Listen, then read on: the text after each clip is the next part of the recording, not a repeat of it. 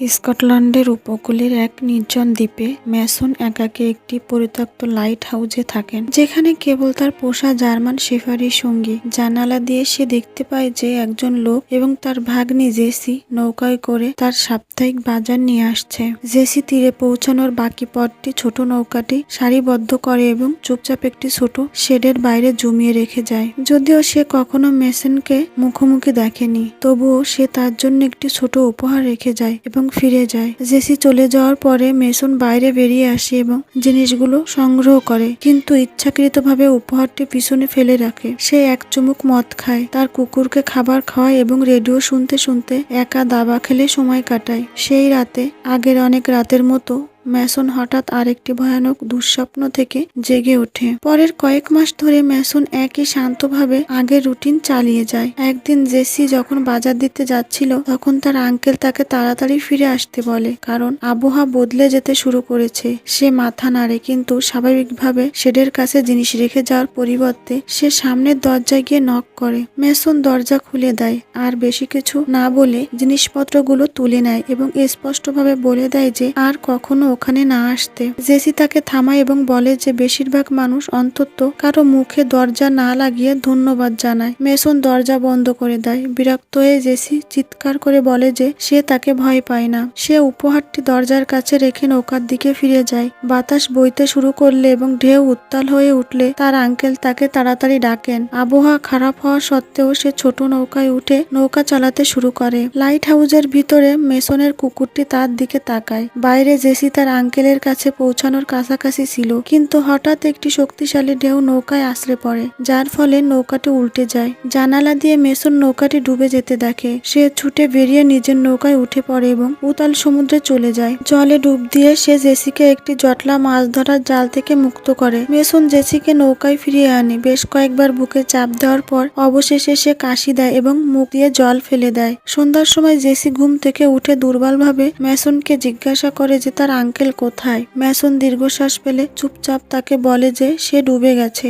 JC কাঁদতে থাকে, তখন ম্যাসন তার দিকে তাকিয়ে থাকে দুঃখের আভাস নিয়ে। পরের দিন সকালে ম্যাসন জেসির পায়ে ফোলাভাব লক্ষ্য করে। তারপর সে কাপড়ের টুকরোটি নতুন কাপড় দিয়ে বেঁধে দেয়। জেসি জিজ্ঞাসা করে কেন সে এখনো কাউকে কি ঘটেছে তা জানায়নি, কিন্তু ম্যাসন কেবল তাকে বিশ্রাম নিতে বলে। তারপর সে নিজের জন্য কিছু মদ ঢেলে পান করে। জেসি যুক্তি দেয় যে তাকে ফিরিয়ে নেওয়া দরকার, কারণ তার পরিবার তাকে খুঁজবে। সে আরো জিজ্ঞাসা করে যে সে এখানে কি করছে, কারণ তার আঙ্কেল তাকে বলেছিলেন যে এই বাতিঘরটি বছরের পর বছর ধরে কাজ করছে না। ম্যাসন শান্তভাবে জেসিকে বলে যে কয়েক বছর আগে তার মা মারা যাওয়ার পর থেকে তার আসলে কোনো পরিবার নেই এবং তার আঙ্কেল তার যত্ন নিচ্ছিলেন। তারপর সে যোগ করে যে সে তার বাবাকেও কখনো চিনত না। সে উঠে তার কুকুরের সাথে বেড়াতে যায়। জেসি অবাক এবং বিভ্রান্ত হয়ে পড়ে। সাবধানে বিছানা থেকে নেমে সে ম্যাসন আসলে কে সে সম্পর্কে ধারণা পেতে শুরু করে। তার অনুসন্ধানের সময় সে একটি ছুরি খুঁজে পায় এবং সুরক্ষার জন্য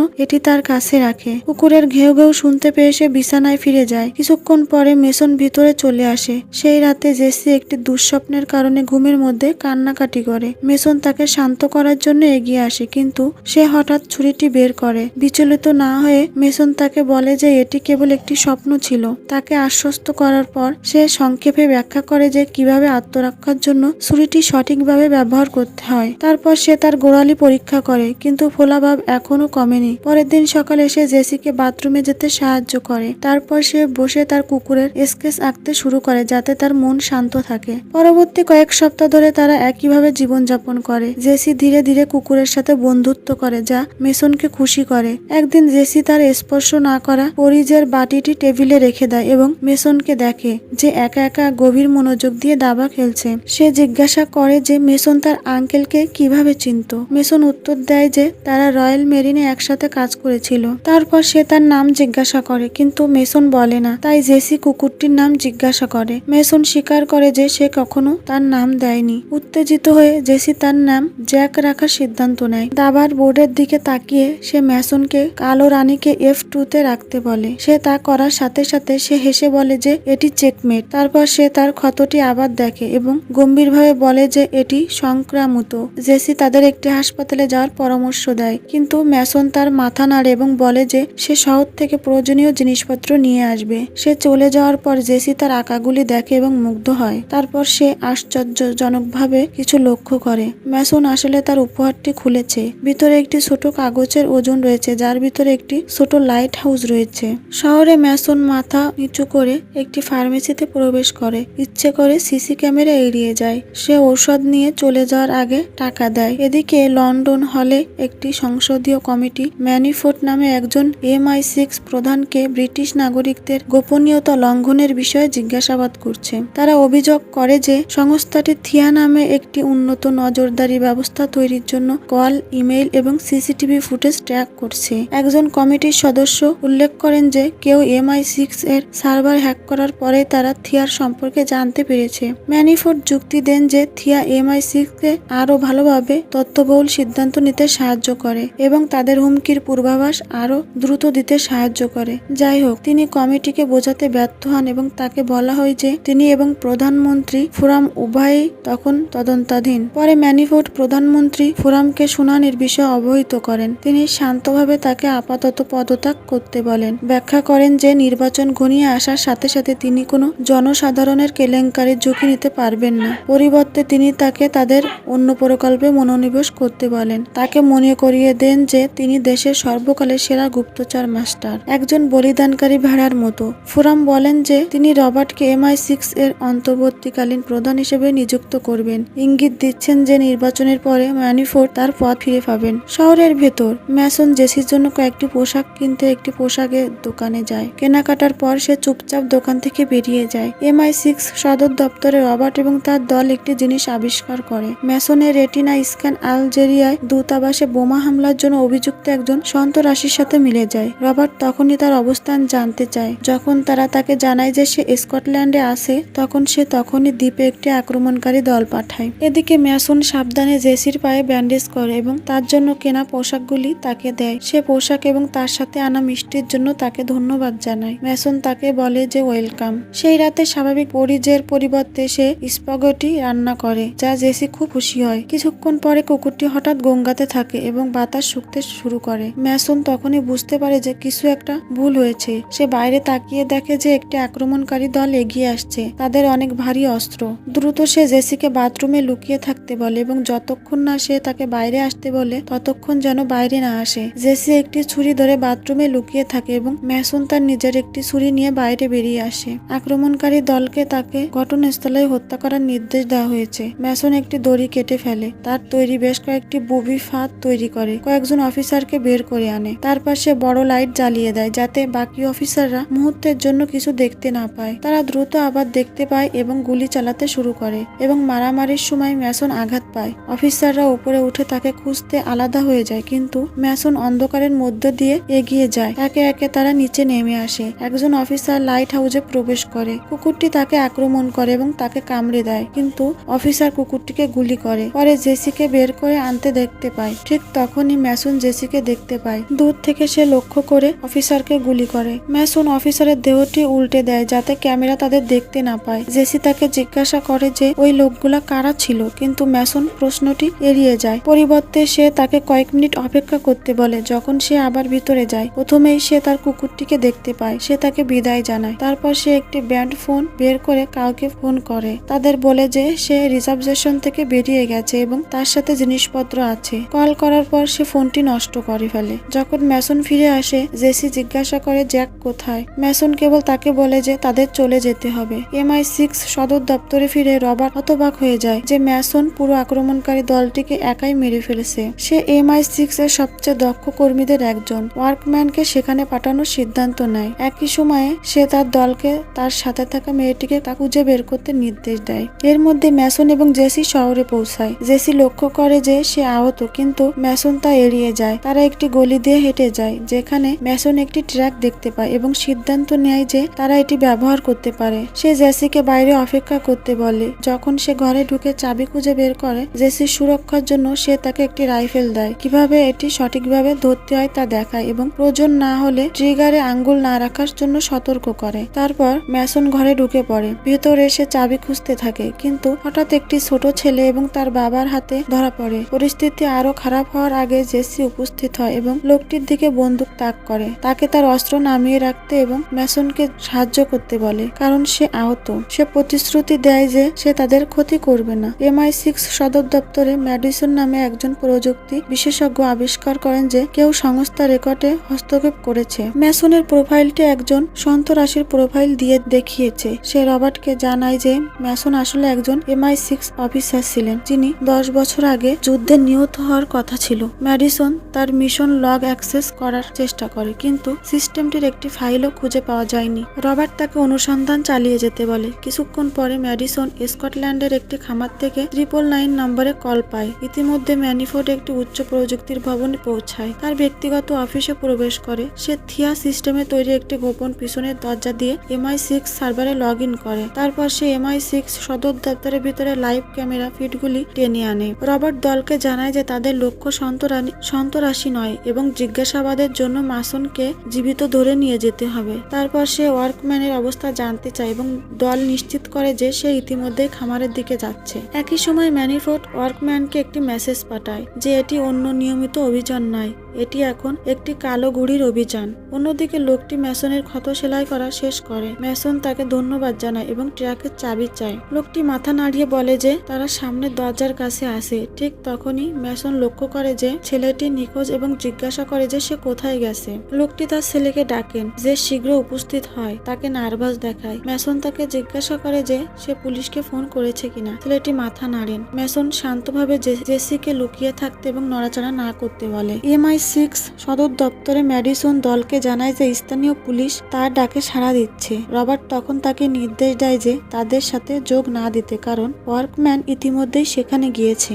লোকটি এবং তার ছেলে দৌড়ানোর চেষ্টা করে। ম্যাসন তাদের সতর্ক করে কিন্তু তারা কিছুদের যাওয়ার আগে একটি গুলির শব্দ শুনতে পায়। তারা লোকটিকে গুলি করে। রবার্ট দাবি করে যে দলটি কোথা থেকে গুলি আসছে তা খুঁজে বের করুক। ম্যাসন দ্রুত ছেলেটিকে নিরাপদ স্থানে টেনে নিয়ে যায় এবং তাকে যেখানে আসে সেখানে থাকতে বলে। ম্যাসন জেসিকে নিয়ে বাড়ির পিছনের দিক থেকে বেরিয়ে যায়। পথে সে বেশ কয়েকজন পুলিশ অফিসারকে দেখতে পায়। সে এবং জেসি একটি পুলিশের গাড়িতে লাফিয়ে পড়ে এবং গাড়ি চালিয়ে যায়। আবার 6 সদর দপ্তরে ফিরে রবার্ট তার দলের একজন সদস্যকে ওয়ার্কম্যানের সাথে যোগাযোগ করতে বলে কিন্তু সে উত্তর দেয় যে ওয়ার্কম্যান যোগাযোগ বন্ধ করে দিয়েছে। ম্যাসন দ্রুত চলে যায় কিন্তু ওয়ার্কম্যান দ্রুত তার গাড়ি ধরে ফেলে এবং বারবার ম্যাসনের গাড়িতে ধাক্কা দিতে শুরু করে। দ্রুত চিন্তা করতে করতে ম্যাসন বাম দিকে দ্রুত ঘুরে যায়, একটি ফাঁদ তৈরি করে যা ওয়ার্কম্যানকে এক মুহূর্তের জন্য দূরে ঠেলে দেয়। যাই হোক, ওয়ার্কম্যান আবার উঠে পড়ে এবং আবার ধাওয়া শুরু করে। শেষ পর্যন্ত ম্যাসন ব্রেক চাপেন, ওয়ার্কম্যানকে এগিয়ে যেতে বাধ্য করেন। তারপর তার গাড়িতে ধাক্কা দেন এবং ঘটনাস্থল থেকে পালিয়ে যান। কিছুক্ষণ পরে ম্যাসন এবং জেসি ক্ষতিগ্রস্ত গাড়িটি ছেড়ে অন্য একটি গাড়িতে যান। ওয়ার্কম্যান ধীরে ধীরে ধ্বংসস্তূপ থেকে নিজেকে বের করে আনেন। ঠিক তখনই একটি পাশ দিয়ে যাওয়া গাড়ি থামে এবং একজন মহিলা তার জানালা দিয়ে জিজ্ঞাসা করেন যে তিনি ঠিক আছেন কিনা। কিছুক্ষণ পরে একটি পুলিশের গাড়ি তাদের পিছনে এসে দাঁড়ায়। দ্বিধা ছাড়াই ওয়ার্কম্যান অফিসারকে গুলি করে এবং তারপর মহিলার দিকে মনোযোগ দেয়। লন্ডনে ফিরে রবার্ট ম্যানিফোর্ডকে ফোন করে মাইকেল ম্যাসন সম্পর্কে আরো জানতে চান, যিনি প্রাক্তন MI6 সদস্য ছিলেন, যিনি নিজেরাই একটি সম্পূর্ণ আক্রমণকারী দলকে ধ্বংস করতে সক্ষম হয়েছিলেন। ম্যানিফোর্ড অবশেষে সত্য প্রকাশ করে। বহু বছর আগে তারা ব্ল্যাক কাইটস নামে পরিচিত অভিজাত অপারেটিভদের একটি অফ দ্য বুক প্রোগ্রাম চালাতো। অফিসাররা আমার 6 এর তত্ত্বাবধান থেকে মুক্ত ছিল। তিনি আরো বলেন যে ম্যাসন ছিলেন তাদের মধ্যে অন্যতম একজন। তবে ম্যানিফোর্ড রবার্টার কাছ থেকে একটি গুরুত্বপূর্ণ কথা গোপন রেখেছেন। ম্যানিফোর্ড তাকে বলে যে ম্যাসন তার কাজে ব্যতিক্রমী ছিলেন যতক্ষণ না একটি অভিযান সবকিছু বদলে দেয়। তাকে একজন বিদেশি গোয়েন্দা কর্মকর্তাকে হত্যা করার জন্য পাঠানো হয়েছিল কিন্তু পরিবর্তে তিনি লোকটিকে বাঁচান, রিপোর্টটি জাল করেন এবং অদৃশ্য হয়ে যান। যখন রবার্ট জিজ্ঞাসা করেন যে তিনি কেন এটি করেন, ম্যানিফোর্ড অনুমান করেন যে ম্যাসনকে হয়তো প্রচুর অর্থ ঘুষ দেওয়া হয়েছিল। তিনি তাকে সতর্ক করেন যে ম্যাসন একজন অত্যন্ত দক্ষ খুনি এবং তাকে হত্যা করার জন্য তার পুরো ইউনিটের প্রয়োজন হবে। এর কিছুক্ষণ পরে রবার্ট ম্যাডিসনের সাথে যোগাযোগ করেন, যিনি বলেন যে তিনি MI6 এর ব্যাকআপ সার্ভারে একটি ব্ল্যাক কাইট মিশন ফাইল খুঁজে পেয়েছেন। ম্যাডিসন ব্যাখ্যা করেন যে ম্যাসন একজন ইরানি বিজ্ঞানীকে ইরানের পারমাণবিক কর্মসূচির বিষয়ে ব্রিটিশ সরকারকে গুরুত্বপূর্ণ গোয়েন্দা তথ্য দেওয়ার পরে এর প্রভাব ফেলেছিল। হয়েছিল, কিন্তু তাকে রক্ষা করার পরিবর্তে ম্যাসনকে পরে অস্বীকার করার জন্য বিজ্ঞানীকে মেরে ফেলার নির্দেশ দেওয়া হয়েছিল। ম্যাসন সেটা প্রত্যাখ্যান করেন। এদিকে জেসি ম্যাসনকে জিজ্ঞাসা করেন যে তার কোনো পরিবার আছে কিনা। ম্যাসন কেবল না বলে। সে আরো বলেন যে পরিবার কেবল জিনিসগুলোকে জটিল করে তোলে। জেসি উত্তর দেয় যে সে তার মা এবং আঙ্কেল না থাকার চেয়ে জটিল হওয়া পছন্দ করে এবং বলে যে এখন তার কেউ নেই। ম্যাসন তাকে বলে যে তার জীবন প্রায় অনিশ্চিত এবং কোনো শিশু সে যা কিছুর মধ্য দিয়ে গেছে তা সহ্য করতে পারবে না। সে তাকে অনুরোধ করে যে এটি যেন তার মনোবল ভেঙে না দেয়। জেসি মাথা নাড়ে। তারপর সে ম্যাসনকে তার কুকুরের তৈরি একটি ছবি দেয়, যেখানে সে বলে যে অন্তত তার কাছে জ্যাক আছে। ম্যাসন মৃদু হেসে তাকে বলে যে তার এটা রাখা উচিত। পরে ম্যাসন একটি গির্জার কাছে থামে এবং জেসিকে তার মাথা নিচু করে রাখতে বলে যাতে ক্যামেরা তাকে দেখতে না পায়। তবুও কাছের একটি গাড়ির ড্যাশ ক্যামেরা তাদের ধরে ফেলে। ম্যানিফোর্ড সেটি লক্ষ্য করে, কিন্তু চুপচাপ MI6 সিস্টেম থেকে এটি মুছে ফেলে এবং পরবর্তীতে অবস্থানের লোকেশন সরাসরি ওয়ার্কম্যানের কাছে পাঠায়। তারা গির্জায় প্রবেশ করে এবং ম্যাসন আর্থার বুথকে অভ্যর্থনা জানায়, তার একজন পুরনো বন্ধু যিনি MI6 প্রযুক্তি বিভাগে কাজ করতেন। বুথ তাদের তার নির্জন বাড়িতে নিয়ে যায়। ভেতরে প্রবেশ করার পর জেসি শর্ট করে বলে যদি সে চায় সে চলে যাক, তাহলে তার উচিত শুধু তাই বলা। ম্যাসন তারপর বুথকে পরিস্থিতি ব্যাখ্যা করে। সে তাকে বলে যে সে জেসির আঙ্কেলের সাথে কাজ করেছে এবং মেয়েটির জন্য তার নিরাপদে বেরিয়ে আসার পথ দরকার। বুথ ভুরু কুচকে মজা করে জিজ্ঞাসা করে যে মেসন কি তার বয়স বাড়ার কারণে আবেগপ্রবণ হয়ে পড়েছে, কিন্তু মেসন মাথা নাড়ে এবং বলে জেসি কেবল একজন শিকার, ভুল সময়ে ভুল জায়গায় ছিল এমন কেউ। বাইরে জেসি বুথ যে ওষুধের ট্যাবলেট খাচ্ছিল তা দেখতে পায়। বুথ মেসনকে ব্যাখ্যা করে যে আমার 6 ছেড়ে যাওয়ার আগে সে থিয়া তৈরিতে সাহায্য করেছিল, একটি উন্নত নজরদারি নেটওয়ার্ক। লগ ইন করার সাথে সাথে মেসন এবং জেসির প্রোফাইল স্ক্রিনে দেখা যায়। বুথ প্রকাশ করে যে বহু বছর আগে যখন মেসন নিখোঁজ হয়ে যায় তখন সে গোপনে সিস্টেমে মেসনের পরিচয় একজন অজানা তেলকর্মীর পরিচয় পরিবর্তন করে। তবে এখন কেউ একজন সেই পরিচয়কে একজন সন্তরাশির প্রোফাইল দিয়ে প্রতিস্থাপন করেছে, তাৎক্ষণিকভাবে তার আদেশ দিয়ে। মেসন তাৎক্ষণিকভাবে বুঝতে পারে এর পেছনে কে আছে, তার প্রাক্তন বস ম্যানিফোর্ড। বুথ জিজ্ঞাসা করে যে ম্যানিফোর্ড এখনো তাকে মৃত অবস্থায় দেখতে চান কেন। মেসন মাথা নাড়ে এবং বলে যে যেহেতু সে নিয়ম ভঙ্গ করেছে, ম্যানিফোর্ড তাকে কখনো খুঁজে বের করা বন্ধ করবে না। মেসন বুথকে তার প্রোফাইল মুছে ফেলতে বলে, কিন্তু বুথ ব্যাখ্যা করে যে অনেক দেরি হয়ে গেছে, মেসন ইতিমধ্যে শনাক্ত হয়ে গেছে। দীর্ঘশ্বাস ফেলে মেসন বুথকে জেসিকে তার কাছে নিরাপদে রাখতে বলে। বুথ রিজে করে। মেসন কেন তা জিজ্ঞাসা করলে জেসি তার পক্ষে উত্তর দেয় যে বুথের ক্যান্সার হয়েছে। সে ব্যাখ্যা করে যে তার মা মারা যাওয়ার আগে একই ওষুধ খেতেন। বুথ বলে যে সে হয়তো আর 1 বছর বাঁচবে। মেসন সহানুভূতির সাথে মাথা নাড়ে এবং জিজ্ঞাসা করে যে তারা কি জেসিকে কিমালের কাছে নিয়ে যেতে পারে, যে তাকে নিরাপদে দেশ থেকে বের করতে পারে। বুথ প্রত্যাখ্যান করে। মেসনকে মনে করিয়ে দেয় যে কিমাল একজন বিপজ্জনক পাচারকারী এবং সে আর তার সাথে মোকাবেলা করতে পারবে না। MI6 এর সমর্থন ছাড়া সে আর পারবে না। মেসন শান্তভাবে তাকে এই বিষয়ে চিন্তা করতে বলে। কিছুক্ষণ পরে বুথ অনিচ্ছা সত্ত্বেও রাজি হয় এবং গাড়ি প্রস্তুত করতে শুরু করে। তারপর মেসন জেসিকে বলে যে তাদের চলে যেতে হবে। জেসি জিজ্ঞাসা করে যে সে সত্যিই তাকে এখানে রেখে যাওয়ার পরিকল্পনা করছে কিনা। মেসন উত্তর দেয় যে তার নিরাপত্তা তার অগ্রাধিকার। হঠাৎ তারা বাইরে নড়াচড়া শুনতে পায়। মেসন তৎক্ষণাৎ জেসিকে লুকিয়ে থাকতে বলে। বাইরে কে আছে তার জন্য অপেক্ষা করতে কিছুক্ষণ পরে ওয়ার্কম্যান দরজা দিয়ে গুলি চালায়। এক ভয়াবহ লড়াই শুরু হয় এবং মেসন তার ক্ষমতা দেখায়। লড়াইয়ের সময় ওয়ার্কম্যান তার বন্দুক ফেলে দেয় এবং জেসি তা ধরে ফেলে। সে ওয়ার্কম্যানের দিকে অস্ত্র তাক করে এবং মেসনকে যেতে দিতে বলে। ওয়ার্কম্যান হঠাৎ তার বন্দুকের জন্য ঝাঁপিয়ে পড়ে, কিন্তু মেসন একটি বন্দুক ধরে গুলি চালায়। তারপর সে জেসিকে তার সাথে টেনে নেয় এবং দুজনে বুথের গাড়ির দিকে ছুটে যায়। তারা দ্রুত চলে যাওয়ার সাথে সাথে ওয়ার্কম্যান গাড়িতে বেশ কয়েকটি গুলি চালায়, কিন্তু তারা পালিয়ে যেতে সক্ষম হয়। কিছুক্ষণ পরে ওয়ার্কম্যান ম্যানিফোর্ডের কাছ থেকে একটি মেসেজ পায়। এরপরেই ম্যানিফোর্ড তার সহকারীকে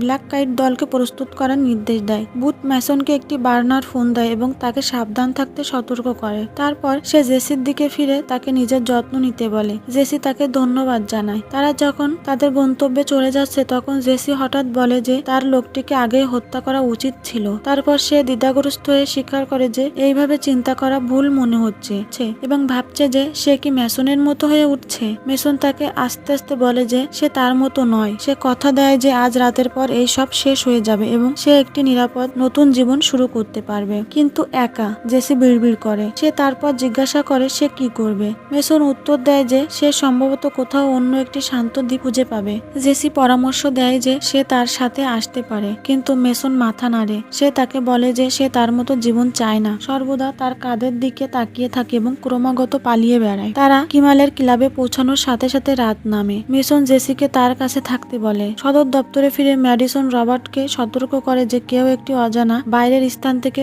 থিয়ায় লগ ইন করেছে। রবার্ট তাকে অবিলম্বে এটি ট্র্যাক করতে বলে। ক্লাবের বাইরে জেসি একটি ক্যামেরা লক্ষ্য করে, কিন্তু মেসন বলে যে এটি কোনো ব্যাপার না। সে এগিয়ে যায় এবং একজন বাউন্সারকে তাকে কিমালের কাছে নিয়ে যেতে বলে। এদিকে ম্যানিফোর্ড সিস্টেম থেকে মেসনের অবস্থান মুছে ফেলার চেষ্টা করে, কিন্তু হঠাৎ নিজেকে লক অবস্থায় দেখতে পায়। কিছুক্ষণ পরে ম্যাডিসন সত্য আবিষ্কার করে। সিস্টেমে প্রবেশকারী ব্যক্তি হলেন ম্যানিফোর্ড নিজেই। ক্লাবের ভিতরে বাউন্সার জেসি এবং মেসনকে কিমালের কাছে নিয়ে যায়। কিমাল হাসি মুখে মেসনকে ধরে তাকে উপহাস করে এবং বলে যে তার নিজের দেশ তার সাথে বিশ্বাসঘাতকতা করেছে। মেসন কোনো উত্তর দেয় না। সে কেবল বলে যে মেয়েটিকে একটি নতুন পরিচয় দিয়ে দেশ থেকে বের করে দেওয়ার জন্য তার একটি সাহায্য প্রয়োজন। মেসন কামালকে মনে করিয়ে দেয় যে তিনি এত বছর ধরে দায় মুক্তির সাথে কাজ করছেন। মেসন এবং ম্যানিফোর্ড কিমালের প্রতিদ্বন্দ্বীদের সম্পর্কে কর্তৃপক্ষকে তথ্য দিয়ে আসছিলেন, তার প্রতিযোগিতাকে দূর করে রেখেছিলেন এবং তার ব্যবসাকে সুরক্ষিত রেখেছিলেন। কামাল কাঁধ ঝাঁকিয়ে বলেন ম্যানিফোর্ড চলে গেছে। মেসন মাথা নাড়েন, সতর্ক করে দেন যে ম্যানিফোর্ড আর সিস্টেম দ্বারা নিয়ন্ত্রিত নন এবং আগের চেয়েও বেশি শক্তিশালী। তাদের উভয়ের জন্যই হুমকি। মেসন ব্যাখ্যা করেন যে মুহূর্তে তিনি বারে প্রবেশ করবেন, নিরাপত্তা ক্যামেরাগুলি তাকে শনাক্ত করতে পারবে। এর অর্থ হলো কয়েকশো মাইলের মধ্যে MI6 এর কর্মীরা কয়েক মিনিটের মধ্যেই তাকে খুঁজবে। মেসন কিমালকে একটি চুক্তির প্রস্তাব দেয়। তিনি ম্যানিফোর্ডের যত্ন নেবেন এবং কিমাল যদি জেসিকে পালাতে সাহায্য করেন তবে তাদের সমস্ত গোপনীয়তা তার কাছে লুকিয়ে রাখবেন। সবকিছু ভেবে দেখার পর কিমাল তাদের পার্সোনাল ঘরে অপেক্ষা করতে বলেন। জেসি তখন মেসনকে তার সাথে আসতে অনুরোধ করে, কিন্তু মেসন তাকে বলে যে সে কেবল তার জন্যই চুক্তি করেছে। জেসি বুঝতে পারে এর অর্থ কি। সে বলে যে সে মরতে চায়, কারণ যদি সে সত্যিই বাঁচতে চায় তাহলে সে তার সাথে চলে যাবে। মেসন শান্তভাবে উত্তর দেয় যে তার মতো লোকেরা স্বাভাবিক জীবনযাপন করতে পারে না। তারপর সে তাকে শক্তিশালী হতে বলে। জেসি তাকে কথা দিতে বলে যে সে মরবে না। মেসন কিছুই বলে না। এদিকে রবার্ট তার কৌশলগত দলকে মেসন এবং মেয়েটিকে জীবিত ধরে ফেলার নির্দেশ দেয়। অন্যদিকে ম্যানিফোর্ড তার দলকে তাদের উভয়কে হত্যা করার নির্দেশ দেয়। উল্লেখ করে যে মেয়েটি মেসনের দুর্বলতা এবং তাকে তার বিরুদ্ধে ব্যবহার করা যেতে পারে। ক্লাবের ভিতরে ফিরে এসে কিমাল জেসির নতুন পরিচয় নিয়ে ফিরে আসে। সে ব্যাখ্যা করে যে তাকে স্পেনে পাঠানো হবে এবং কিছুক্ষণের জন্য তার একটি নিরাপদ আশ্রয় রাখা হবে। সে মেসনকে বলে যে নৌকাটি 30 মিনিটের মধ্যে কুরকুরে আইল ছেড়ে চলে যাবে। রবার্টের কৌশলগত দল রেডিওতে বলে যে তারা 2 মিনিট দূরে। সে দ্রুত বুঝতে পারে যে ক্লাবে প্রবেশকারী লোকেরা অবশ্যই ম্যানিফোর্ডের লোক। মেসন এগিয়ে আসা গার্ডদের লক্ষ্য করেন। শান্তভাবে সে জেসিকে ভিড়ের মধ্য দিয়ে নিয়ে যায় এবং পথে তাদের বেশ কয়েকজন আটক করে, কিন্তু শীঘ্রই তারা কোণঠাসা হয়ে যায়। মেসন আক্রমণকারীদের একজনকে গুলি চালায় এবং গুলির শব্দে পুরো বার আতঙ্কিত হয়ে পড়ে। জেসির হাত ধরে সে বিশৃঙ্খলার মধ্য দিয়ে বেরিয়ে যেতে থাকে। লড়াই চলাকালীন একজন লোক মেসনকে ছুরি দিয়ে আঘাত করে। জেসি আক্রমণকারীর উপর ঝাঁপিয়ে পড়ে, পিছন থেকে তাকে শ্বাসরোধ করার চেষ্টা করে। মেসন তাকে গুলি করে, তবে বিভ্রান্তির মধ্যে অন্য একজন জেসিকে ধরে টেনে নিয়ে যায়। মেসন দ্রুত বুথকে ফোন করে এবং তাকে বলে যে ম্যানিফোর্ডের লোকেরা জেসিকে ধরে নিয়ে গেছে।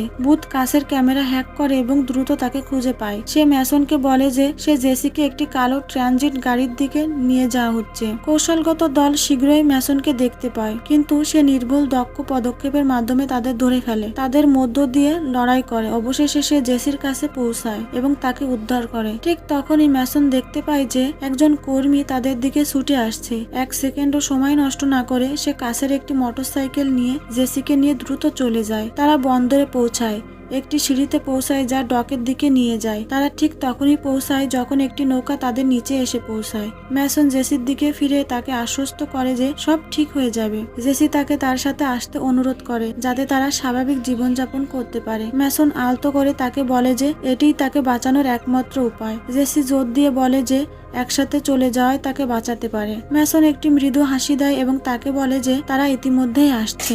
সেই মুহূর্তে ওয়ার্কম্যান উপস্থিত হয় এবং গুলি চালায়। মেসন দ্রুত জেসিকে নৌকার উপর ঠেলে দেয় যখন সে অসহায়ভাবে তাকিয়ে থাকে। মেসন এবং ওয়ার্কম্যান একটি নিষ্ঠুর লড়াই করে। শেষ পর্যন্ত মেসন তাকে পরাজিত করে এবং হত্যা করে। পরের দিন সকালে ম্যানিফোর্ড মদ খাচ্ছিল। হঠাৎ তিনি লনে তার বেশ কয়েকজন গার্ডকে মৃত অবস্থায় পড়ে থাকতে দেখেন। মেসন এগিয়ে যান। ম্যানিফোর্ড শান্তভাবে তাকে বলেন যে মেসন একসময় তার সবচেয়ে বড় অস্ত্র ছিল, কিন্তু তিনি ব্ল্যাক কাইটসের অনুগত্যের মূল নিয়ম লঙ্ঘন করেছিলেন। তার মিশন সম্পন্ন করার পরিবর্তে মেসন তার বিবেককে বেছে বেছে নেন। ম্যানিফোর্ড তখন প্রকাশ করেন যে এখন ব্ল্যাক কাইটসের উপর তার সম্পূর্ণ নিয়ন্ত্রণ রয়েছে এবং ম্যাসনকে আবার তার সাথে যোগ দেওয়ার জন্য আমন্ত্রণ জানান। ম্যাসন একটি গুলি ছোড়েন। 3 মাস পরে MI6 এখনো চুপচাপ জেসিকে পর্যবেক্ষণ করছে, আশা করে যে সে তাদের ম্যাসনের কাছে নিয়ে যেতে পারে। রবার্ট তার দলকে বলে যে ম্যাসন 10 বছর ধরে লুকিয়ে থাকতে সক্ষম হয়েছিল, কিন্তু সে জেসির জন্য বাইরে বেরিয়ে এসেছিল। এর অর্থ হলো তাদের আবার দেখা হওয়ার সম্ভাবনা আছে। হঠাৎ সিসি ক্যামেরাগুলির একটি ঘুরিয়ে দেওয়া হয়। কাছে থাকা একজন কর্মী জেসিকে একটি খাম দেয়। সে বলে যে তার এক বন্ধু তাকে একটি পৌঁছয় দিতে বলছে। জেসি এটি খুলে ভিতর থেকে একটি দাবার কালো রানীর গুটিকে দেখতে পায়। সে দ্রুত জিজ্ঞাসা করে যে লোকটি কোথায়। মহিলাটি উত্তর দেয় যে সে কিছুক্ষণ আগে সেখান থেকে চলে গেছে। জেসি হাসে এবং বুঝতে পারে যে ম্যাসন তাকে বেঁচে থাকার কথা রেখেছে।